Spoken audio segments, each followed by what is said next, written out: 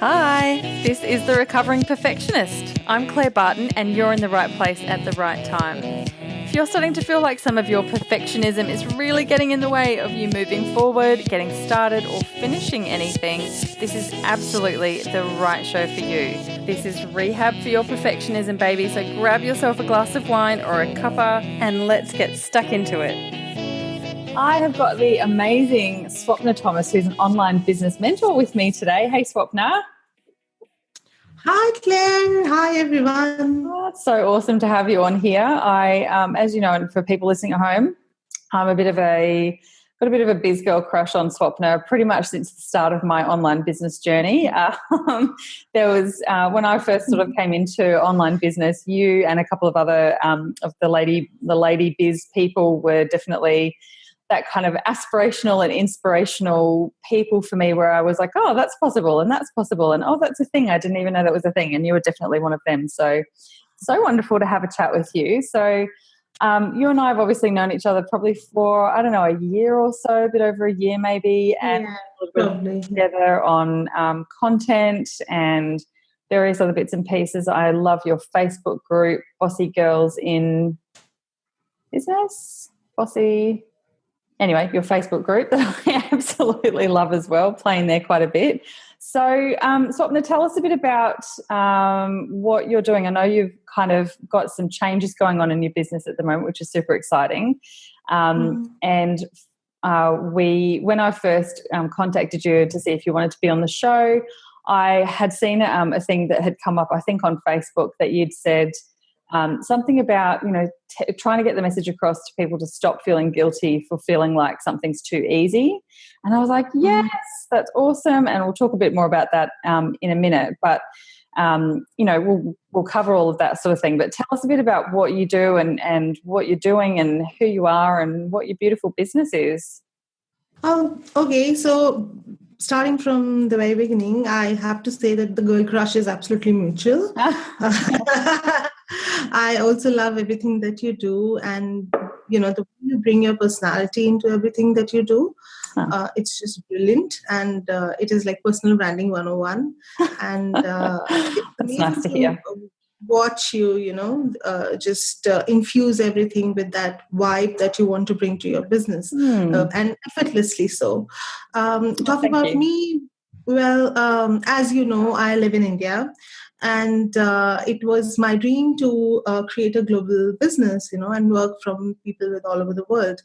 And initially, I started off as a mommy blogger, and it was quite limited to Indian audience at that time. But I pretty much got over it very quickly because, I'm an introvert, and writing about myself is difficult enough, but writing about my family and especially my daughter was not at all comfortable for me after a certain point. It just didn't feel right. So but by the time I got to that realization, I had already, won a few awards, had been featured in a lot of newspapers, and I had also monetized my blog. So it was like heroin to a junkie, right? Trying to wean yourself off it.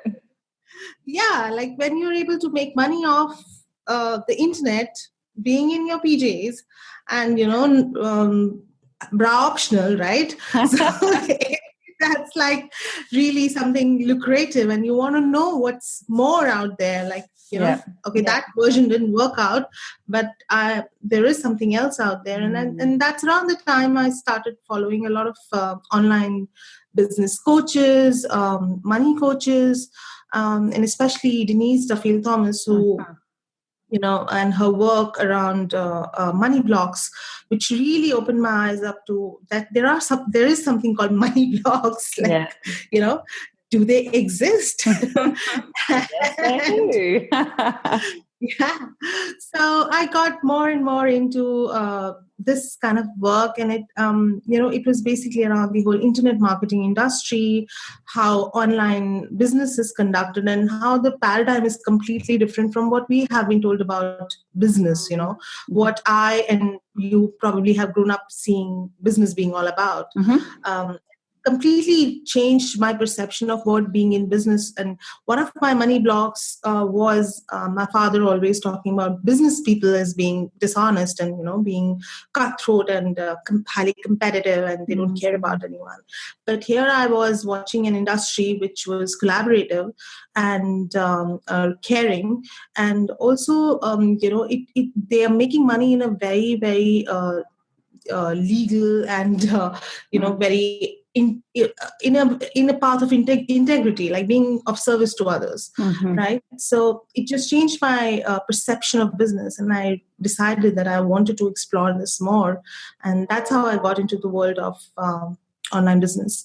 And for the past 1.5 years, I have been working in the space of content marketing, because I totally believe that content is the backbone of any online business. And, it is the number one way you can build authority, you can have a sizzling online presence, and you can quickly start making money in your business as well by providing valuable and content that your audience really needs, right? So that's what I have been doing for the past 1.5 years. But like you said, there is a little bit of a pivot and a little bit of a reinvention around the corner. So that's the next step. Yeah, beautiful. Very exciting. And I really loved hearing your journey and that sort of thing, and seeing all of those bits and pieces kind of coming together. And obviously when you first kind of came into my world, it was definitely all about the content stuff, and I didn't really even know what that meant back then, to be honest. And everyone was saying Swapna's the content queen. Swapna's the content queen. You want to get your content sorted, you go to Swapna. And it was just kind of a thing that everyone in our sphere probably knows the same sort of thing. So I've definitely followed a lot of your teachings, I suppose, and then hearing, some of that beautiful credibility that you've created with all your blogging business and that sort of thing. But like I said, something that has really, I suppose, intrigued me is how you show up and how you come across, and that you're very innovative when you do things like webinars, and they're not just to sit down and listen to a webinar. It's called a planning party or a content party, and it's fun, and there's this whole kind of brand around everything that you do that's just fun and let's get it done, and kind of no bullshit, which is just so freaking gorgeous, and I really love it. So I've really enjoyed seeing that. And like I said, when I saw the thing on Facebook come up a couple of months ago, I can't remember what the whole story was, but you'd said something about like stop feeling guilty because something's too easy. And I was like, yes. And I had this conversation with so many people. I was talking to someone about 6 months ago, and she was trying to make a decision between 2 or 3 different things.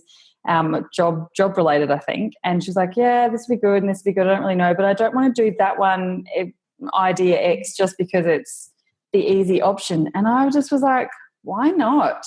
Like, you don't have to take the hard road to fall on your sword and to be a martyr or whatever it's about, or just so that it looks like you're trying harder.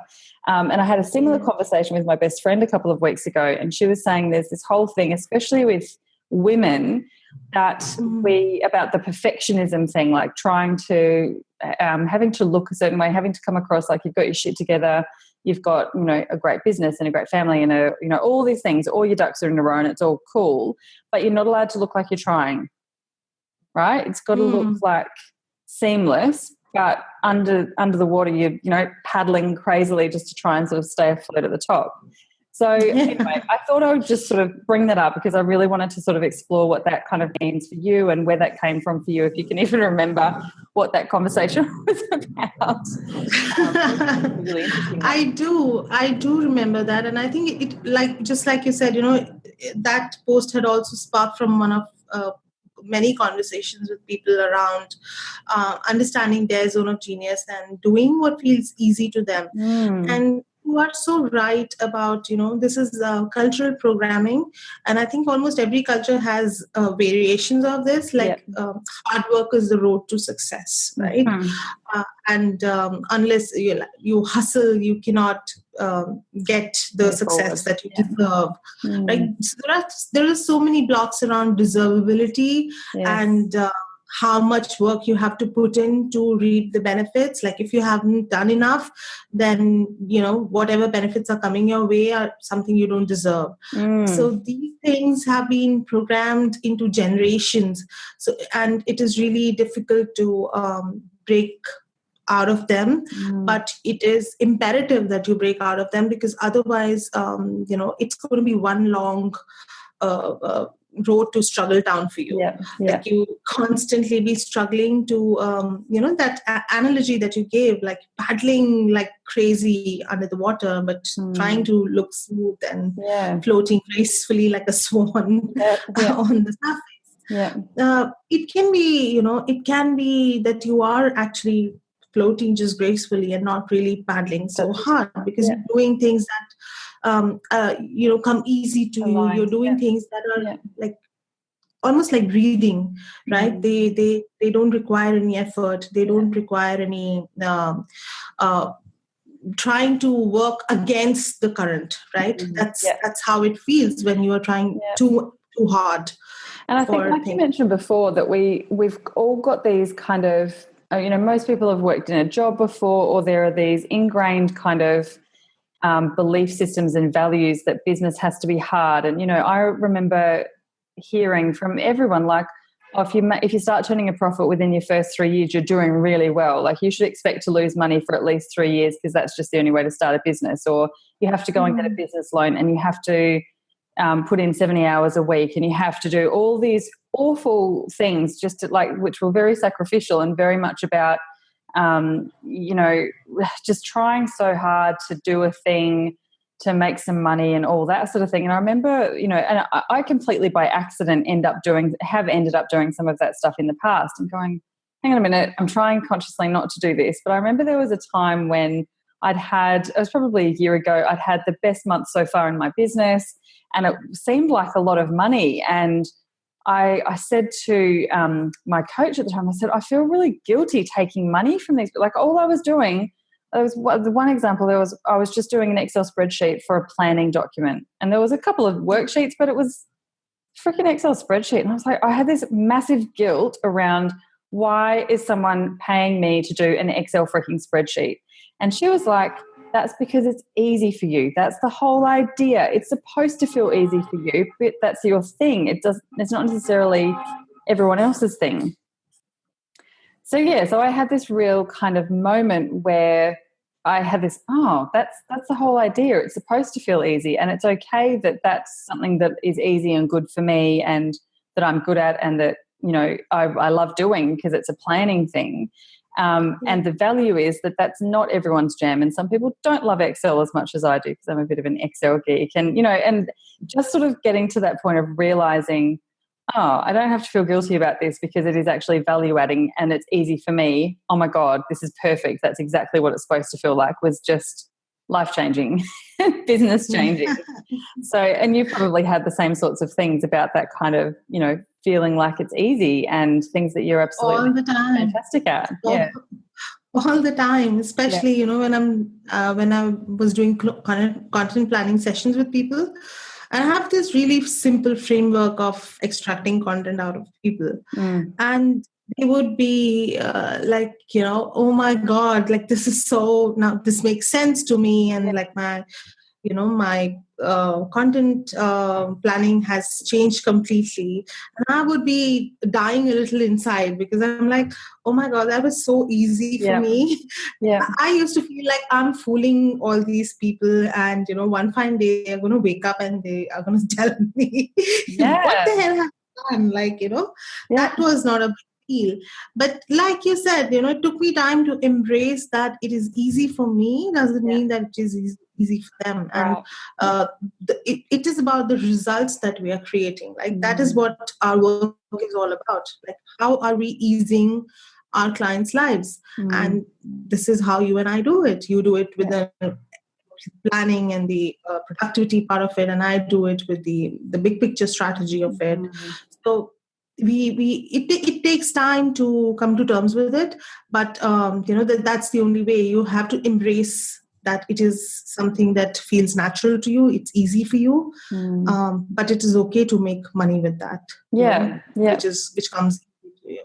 Yeah, exactly. And also, I think there needs to be a distinction between the fact that there is hard work and, and there is this perfectionism and feeling not good enough kind of work that the work that you do because you don't feel good enough, right? And even, even if it feels easy to us, even if it feels natural to us, there is still a lot of hard work that we will put in. Like it takes, a whole night, pulling an all-nighter to get a landing page up sometimes, or a sales page up sometimes, right? Yeah. And so that kind of hard work will still always be there. But just doing or going against the grain or going against the current because you feel that you're not good enough, or trying to buy up courses for things that you think you are lacking right now, and you need to patch it up with these courses or programs, that is something that is not going to work out in your favor in the long run. Yeah. And so before we started recording, we were talking a little bit about purpose and that sort of thing, and kind of having that gut feeling about the direction that you want to go in, but sometimes we go on a bit of a different route to get there, and how imperative that process is. Like, there's been so many things that's happened in probably the last 2 or 3 months in my business, or people I've talked to around things like my customer journey, or branding, or marketing, or content, or legals and that sort of thing. And I've had this overwhelming feeling of like, oh shit, I wish I had known you or done this session or done this work when I started my business. But then once I've processed it, I have this moment of going, actually, it would have been completely pointless if I did this at the start of my business, because there's been so much change and so many processes that have kind of happened. This massive process that's happened of just trial and error, and it's not over. I know, this time next year, my business is going to look completely different to what it does now. Hopefully not too different, because I think I'm getting there. But it is a process, and I think I had a really similar conversation about this with someone else recently about the business plan. That we kind of, it's one of those other beliefs of business. Like, if you want to have a business plan, you want to have a business, you've got to have that 140-page business plan document. And you've got to tell us exactly where you're going to be in 5 years and 10 years, and what your forecasts are, and your budgets, and your business model, and your service, and blah, blah, blah. Like, there's, it's a huge amount of information. And I said to someone yesterday, if I had done that at the start of my business, I'd either be locked into something that I freaking hated because I thought that I knew where I wanted to go, but I didn't really. But then I'd feel guilty for straying from that, so I'd just do it anyway. Or I would have done the thing that was always going to happen and naturally has happened, and then feel like I've completely wasted all that time and energy creating a business plan that's just sitting in a folder somewhere, never to be seen again. So there's I guess this thing to be said about understanding and kind of clarifying for yourself roughly what you want out of your business, and what sort of a lifestyle you want it to support you in, or what sort of, like, what your life wants to look like, and build your business around that, rather than trying to build a business and fit everything else around it, or get really strict and strategic. And it's a really weird thing for me to say, right? Because I love the planning. I like, planning is my life, and if I could just plan stuff forever, I'll be a happy person. And so for me to even say, don't do a business plan, like, don't do one of those big scary business plans unless you're going for a grant or a business bank loan or something like that. Have a bit of an idea about roughly kind of where you're going in terms of your business and all that sort of thing. But the most important thing is to understand why and your purpose, and to check in regularly on alignment and all that sort of thing, which I think is a really big key. And you were talking about that before we started recording as well. Yeah, so something that I recently read while I was reading this book by Lisa Messenger, it's called Daring Disruptive, is this concept of failing fast, right? That you don't prepare this 150-page document of a business plan, but you actually immediately start interacting with your target market and putting your product out there even before it is ready, or to just assess the demand and just put it out there and fail fast. Like if it is going to fail, it is going to fail anyway, right? So but let's do it fast so that if the idea is not working, if the idea is not validated, then you can move on to the next thing, rather than just get stuck on one idea and then beat it to death with the entire business plan and everything, and then realize that the market was never ready for that product. Right. Yeah. So I think that is the distinction, and you're very right when you say that there is still that foundation work that you need to do, but it should be around what you want out of the business. And that personally, I've 1.5 years ago when I started, I was not really very clear about that. I just started because I wanted to do this, and I wanted to see if I can make money out of this. That was one of my primary drivers at that time. Driver, absolutely. And I did make money out of it, and good money out of it. But then, like you said, I started feeling that I was trying to fit my life around my business, and I was trying to do these things which didn't truly align with me, weren't really me, and it just all sort of started feeling out of whack. Like I'm just living someone else's life, and I'm just doing things, going through the motions. Autopilot mode, right? And that's the time I had to, and it's in my case, my body literally had this reaction to this process. Like our body knows best, right? Do you want to pause? Okay.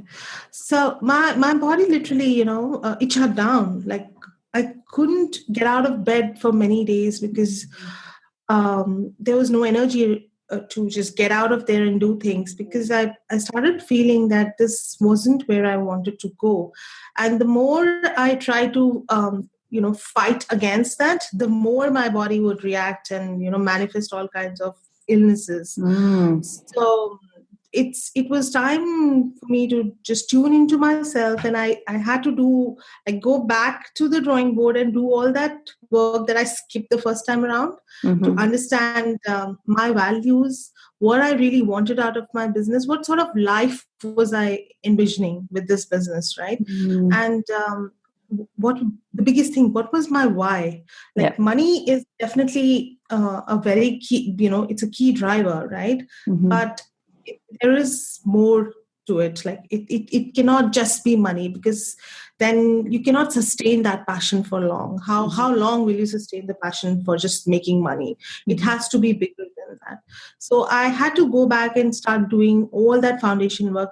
It has taken a lot of time, and it's sometimes you do feel whether I am wasting all this energy and time, but honestly, right now I feel I'm more in control and more in alignment with my business than ever before. It's still scary. It's still very much feels like I'm starting from scratch. But I now know where am I going. What's the vision? What's the big picture here? And I love that. Do. I think the key message for anyone who's either starting business or in business and thinking about a change or whatever is that it is a process, and there doesn't have to be any guilt or anything about having wasted time or wasted energy or having to put yourself out there in a different light or with a different title or that sort of thing. That's not it's not even a problem. It's an absolutely crucial process to have had to go through to get to this point. And if you hadn't gone through all that other stuff, you wouldn't be sitting in this place where you feel aligned and like you can kind of finally breathe and like it's easy again. And at some point in the future, that may change again as well. And that's totally okay. And that's part of the process. But we don't have to just pick a business and do that forever. That's the whole reason we started businesses, was so that we could be flexible and we could follow the energy and we could do what we wanted to do and we can make the rules. We can make mistakes and we can stuff things up and we can go, shit, that didn't work, I'll try something else. Or we can go, wow, this is awesome and I totally wasn't expecting this. And if an opportunity comes up and you want to try it and follow that and see what happens, and if it doesn't work, that's cool too. Like it doesn't think I end up every episode saying, it's just whatever happens, it doesn't really matter. Very articulate.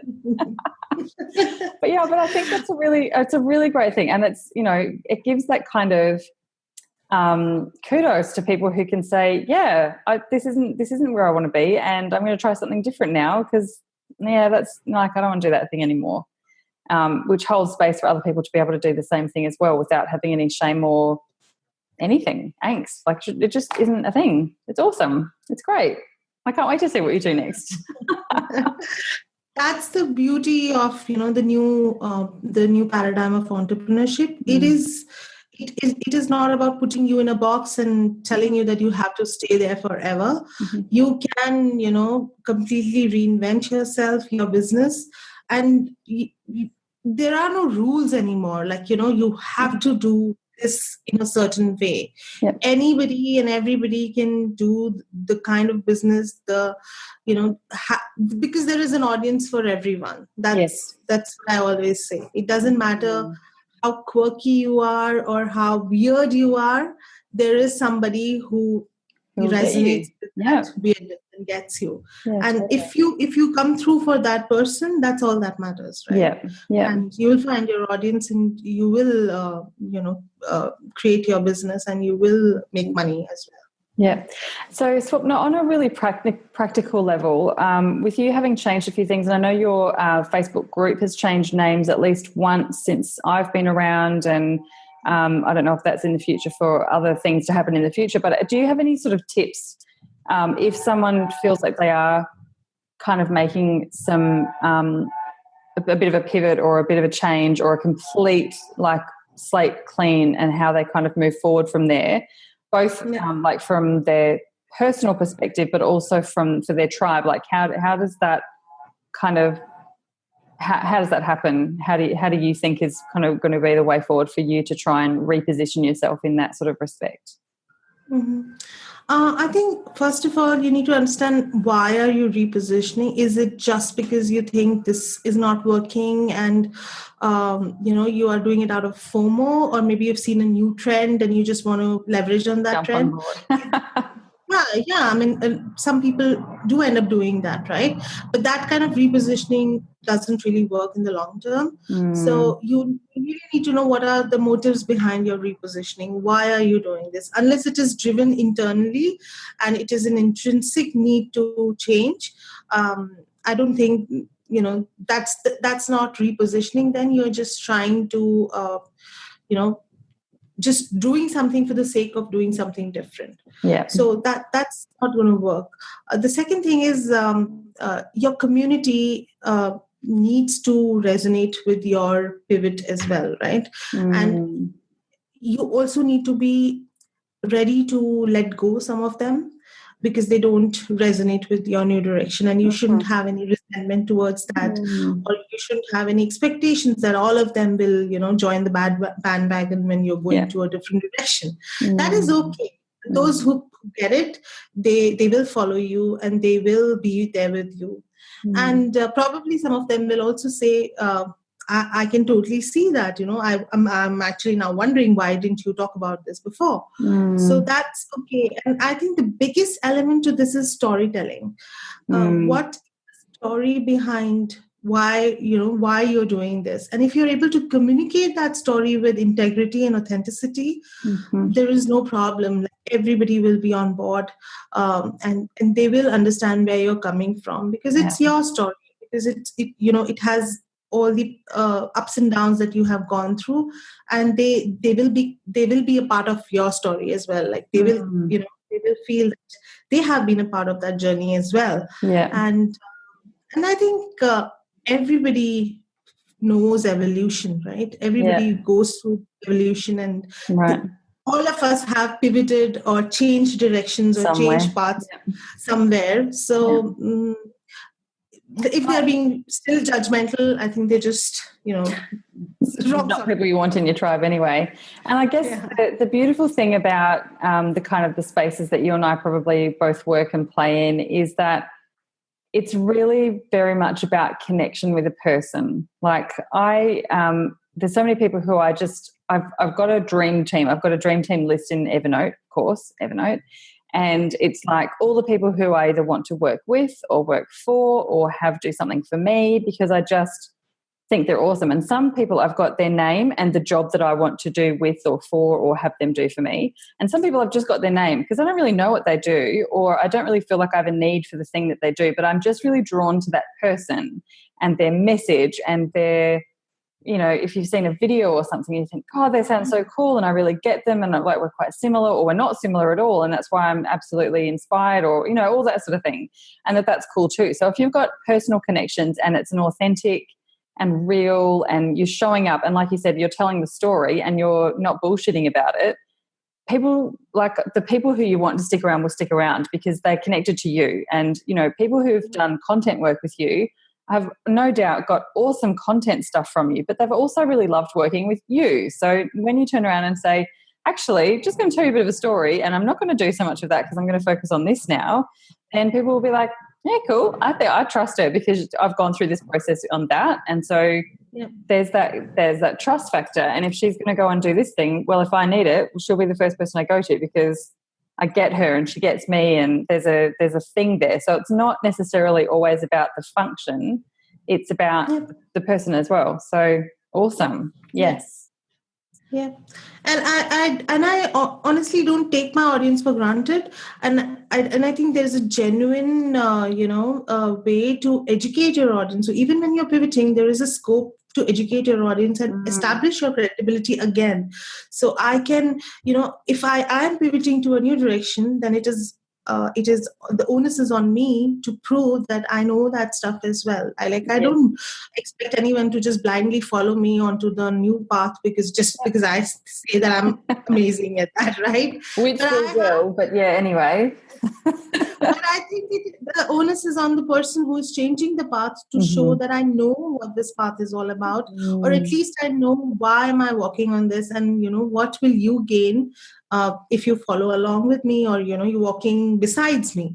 Yep. So I think it's just fun and it's just experimental, and this is what we do. Why we do what we do to have these ups and downs. That if it was smooth sailing all the way, it would be boring as hell. I wouldn't want to sign up for something. It wouldn't be a business. No. Yeah.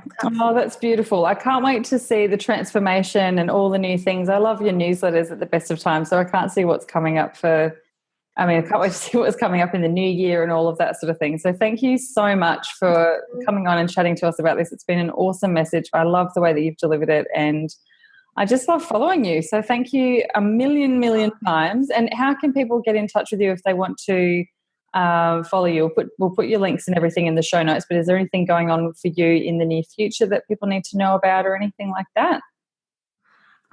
Because I'm in the midst of a rebrand, actually, I will just ask everyone to follow me on to my website, swapnathomas.com. And just maybe hang around to see the new stuff that's coming up. I know I will be. Oh, that's awesome. Thank you so much, Swapna, for coming on, and I'll talk to you really soon. All right. Take care, Claire. And that is absolutely it, my lovely. So I hope you've really enjoyed the episode. It was great fun recording that one. If you'd like to connect, I'd love to stay in touch with you. I have a beautiful Facebook group at bit.ly/The Recovering Perfectionist Crew with all capital T, R, P and C. Also, I have a massive goal this year to get 50,000 downloads on my podcast, and I've got a YouTube show as well. So I'd love for you to help me out if you can by either subscribing to the podcast. If you have a couple of favourite episodes, or if there's one favourite episode that you've really enjoyed, I would love you to share that with anyone who you think would get as much out of it as you have. And while you're in iTunes, if you can jump in and give it a review, that would be amazing. The show is also available over on YouTube. The links are always in the show notes, so you can head over there. So it's The Recovering Perfectionist on YouTube. There's a channel for that as well. So jump in and leave your comments. You can watch all of the episodes in video. So if you want to see what we look like and our crazy hand gestures and facial expressions and all of that sort of thing, absolutely jump in. You can subscribe to the YouTube channel show as well, and then you'll be kept up to date when there's new episodes that come in there. So yeah, love your support. All right, big love. I'll chat with you soon. Bye.